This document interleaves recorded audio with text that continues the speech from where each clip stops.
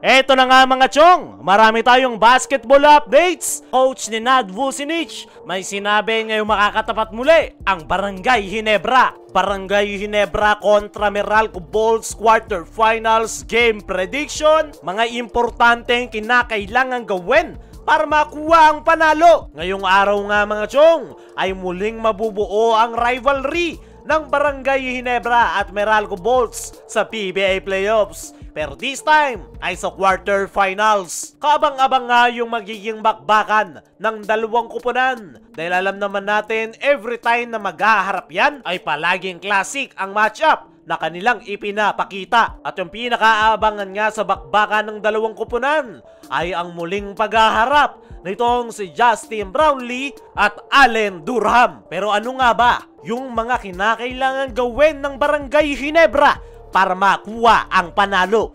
Unang-una sa kanilang listahan ay ipakita ang bagong Ginebra. Alam naman natin, bago magsimula ang komperensya ay nagkaroon ng massive rebuild ang kupunan ni Coach Tim Cone. Maraming nadagdag at itong nakaraan ay nakikita na natin na nakakabuo na sila ng chemistry. At ngayon na makakaharap nila ang Meralco sa quarterfinals, ayan nga yung advantage ng Ginebra. Napakalaki nga ng pinagbago ng kanilang kupunan. Hindi pa na-experience ng Meralco yung bagong rebuild na Ginebra at yan nga yung kinakailangan i-take advantage ng kupunan ni Coach Tim Cone. Dahil meron silang RJ Abarrientos at Stephen Holt na nagdagdag ng bagong timpla sa kanilang kupunan.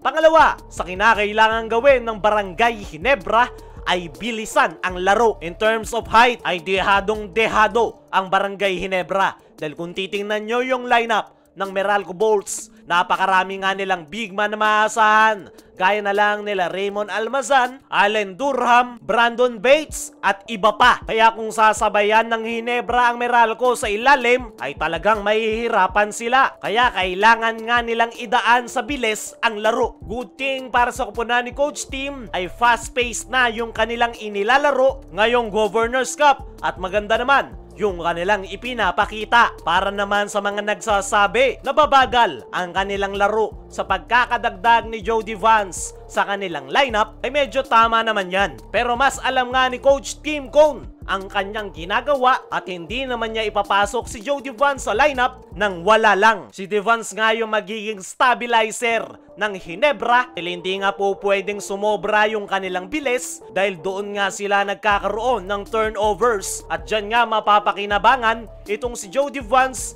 para mapatakbo ng maayos ang kanilang triangle offense. Sunod sa kinakailangan gawin ng Barangay Ginebra ay ipakita ang kanilang magandang outside shooting. Dahil nga dehado ang Ginebra pagdating sa front court position ay bukod sa kinakailangan nilang bilisan ang laro ay dapat din nilang maipakita yung kanilang magandang outside shooting. Ngayong conference ay napakalaki ng in-improve ng outside shooting ng Barangay Ginebra. Nang dahil yan, sa bagong rebuild nilang lineup, halos lahat ng kanilang mga players ay tumitira na sa 3-point area at pare-parehong matataas ang 3-point shooting percentage. At ngayon na makakalaban nila ang Meralco Bolts sa best of 5 quarterfinals ay dito na dapat ibuhos at ipakita ng Barangay Ginebra yung malaking in-improve nila sa kanilang outside shooting. Yung mga dapat nga mag-step up dyan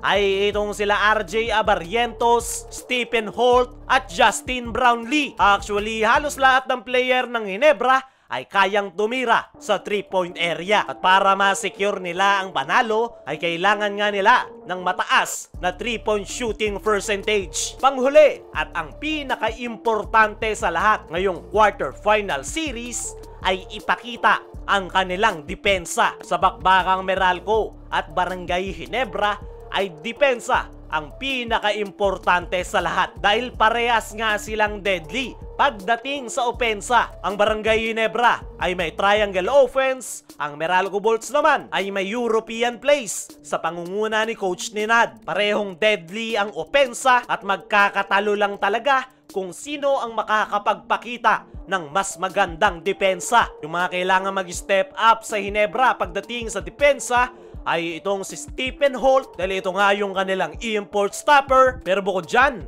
ay kailangan nila ng defensive game plan. At para naman sa ating game prediction mga chong, ay expect nyo na isang classic matchup na naman ang ating matutunghayan, lalong-lalo na sa muling paghaharap ni Brownlee at Allen Durham. Dumako tayo dito sa kabilang balita, coach ni Nad Vucinic. May sinabi ngayong makakatapat muli ang Barangay Ginebra. Para kay Meralco active consultant ni Nad Vucinic, ay back to zero ang Meralco Bolts. Ngayong makakaharap nila ang Barangay Ginebra sa best of 5 quarterfinals. Dahil napakalaki na nga raw ng pinagbago ng Barangay Ginebra simula nang talunin nila ito sa series Last All Filipino Conference. Dagdag pa ni Coach Nad Vucinic ay malaki daw yung naging impact sa kanila, lalong-lalo na sa Barangay Ginebra sa pagkakadagdag ni Jody Vance. Yan daw yung isa sa problema ngayon ng Meralco Bolts dahil nasira raw yung una nilang game plan. Kaya naniniwala itong si Coach Nad na back to zero ang Meralco at hindi na nga daw nila iniisip yung kanilang kampyonato Last All Filipino Conference